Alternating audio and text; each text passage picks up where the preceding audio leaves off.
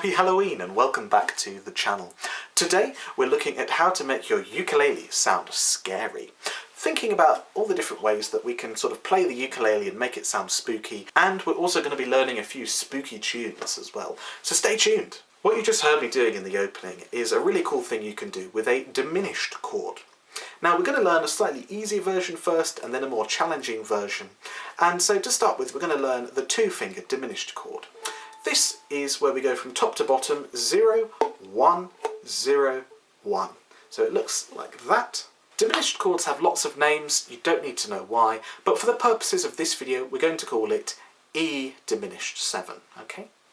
So what you do is you take that chord down and make sure it sounds like that.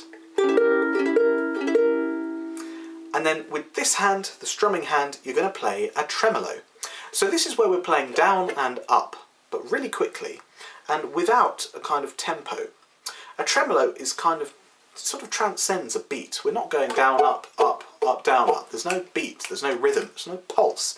It's just down and up so very fast that it kind of just simmers away as a kind of musical floating idea. So start slowly and work your way up. Faster, even faster. See how fast you can go. And if it hurts, you stiffen up, you can't go any faster, give it a bit of a shake off and try again. You won't get it straight away, but just keep practicing going faster and faster and faster and faster and faster till it's a nice big blur. And over the diminished chord, that's a classic horror film trope. It's a very scary, spooky chord, and with that kind of rapid sound going on in the other hand, it's kind of like we're sort of quivering, shaking in fear. Very spooky, very appropriate for Halloween. I said we'd look at a slightly more challenging one, and this time we can take our diminished chords up the neck. Now, for all the other diminished chords, apart from that one we just looked at, it's the same shape, no matter whether it's based at the 1st and 2nd frets, 2nd and 3rd, 3rd and 4th, 4th and 5th, all the way up, okay? And you can do it on starting on any position, and then each time you do it, go up a fret, then up a fret, then up a fret. I'll show you what I mean.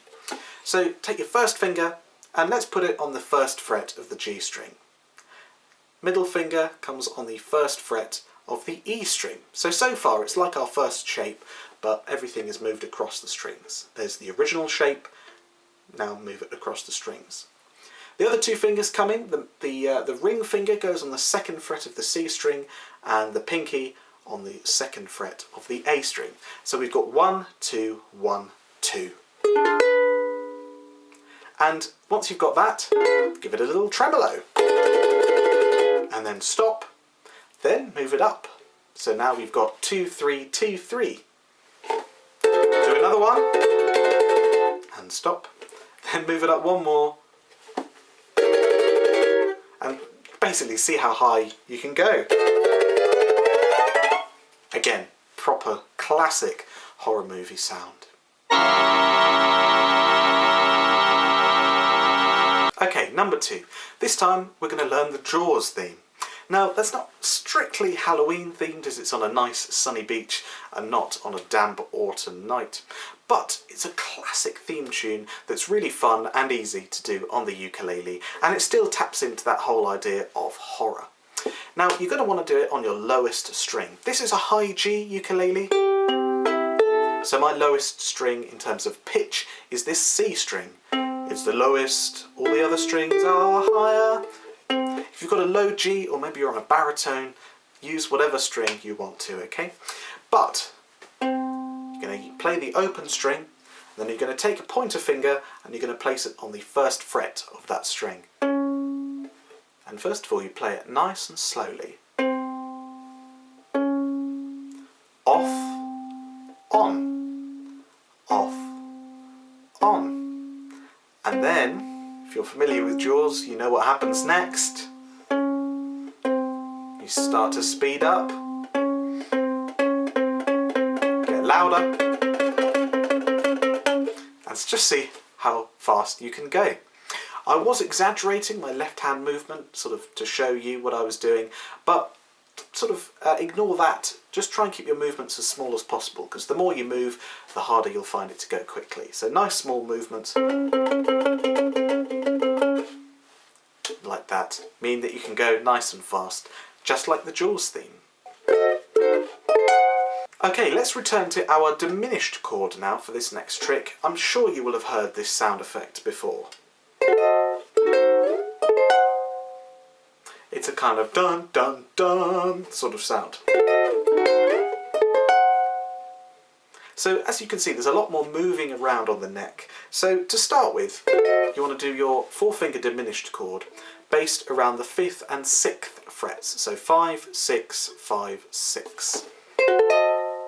Okay, so you start with that one, then you slide it all the way back up to the one based around the 2nd and 3rd frets. So that's 2, 3, 2, 3. So far it's 5, 6, 5, 6, then 2, 3, 2, 3. And then you're going to go all the way up to 8, 9, 8, 9. And of course, with each chord you just do one strum. In fact, you could do a tremolo on the last one and really play into the cheesy horror kind of sound there. If you're enjoying this video, then I think you might enjoy this, which is my brand new book, Go Faster, which is all about coming up with fancy strumming patterns and learning some cool party tricks as well that will impress your friends. In the book we go over 21 different strumming techniques, some aimed at right for beginners who want to learn how to strum. If you maybe can strum but want to improve or sound a little better, then look at some of the intermediate lessons, or if you're even an advanced player looking for a bit of a challenge, then there's some cool stuff in here as well, all to do with sort of Hawaiian rhythms, flamenco rhythms, split stroke, all that kind of stuff. It's all in here. Every single lesson is broken down with illustrations and photographs, as well as a clear description of what you have to do. There are video demos too to demonstrate exactly how everything should look and sound, and there are 7 original pieces of music in here too that utilise all of the techniques that we learn to help you consolidate everything that's in here. These books really are flying off the shelves. I've already sold out of one batch, and the second batch is already halfway through as well. Don't worry though, there are still plenty of physical copies, or of course you can buy the ebook as well. This is available on my website, www.matthewquilliam.co.uk, or through my YouTube channel. Just click on the tagged products section below this video. So what are you waiting for? Earn your ukulele Go Faster stripes now with Go Faster.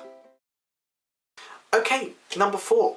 We're going to actually make some percussive sounds on our ukulele this time, because we can sort of mimic the sounds of a swirling Halloween evening with the wind blowing and the chimes moving, doors creaking. You can sort of use all of that stuff, and if you are doing a performance or a rendition of a spooky song, then you can sort of use these sound effects to act as a little intro or interlude or outro and really make the song a little bit more atmospheric. A few quick ones I like to use: if you strum the strings behind the nut, that's this white stripe here. Some people, it's not white, but it's kind of bone-like kind of thing, where the strings end and meet the tuning pegs. If you actually strum the strings there, sounds a bit like chimes moving in the wind. You could do that. Or if you take a middle finger and knock on the bridge, which is where the strings end this way,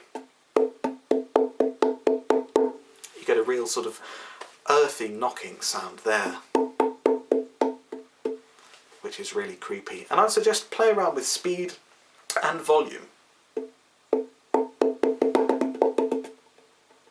That kind of thing. The next thing, you can sort of take the back of the ukulele or even the front, and what I'm doing is sort of shaking my hand like that and making contact with the thumb and the little finger. And as you move across the ukulele, you'll hear the sound change, the pitch. And the last one I'll suggest as well, you're going to need a bit of a sweaty palm, okay? Now normally I wouldn't recommend getting sweat or oils or anything on your precious ukulele, but as a one-off it'll be okay. And I like to use the back. This hand is actually a bit sweatier, so hopefully we'll get a... But what you do is you sort of sweep your hand across the back of the uke like that. Now it's a bit hit and miss whether you get this, but hopefully the sweat should create a bit of a squeaking sound. But you can really play around with that and try and draw out the squeak if you like. And again, it just adds to that little bit more of atmosphere and spooky fun. So if you put it all together, you can really create an atmosphere of a sort of spooky evening.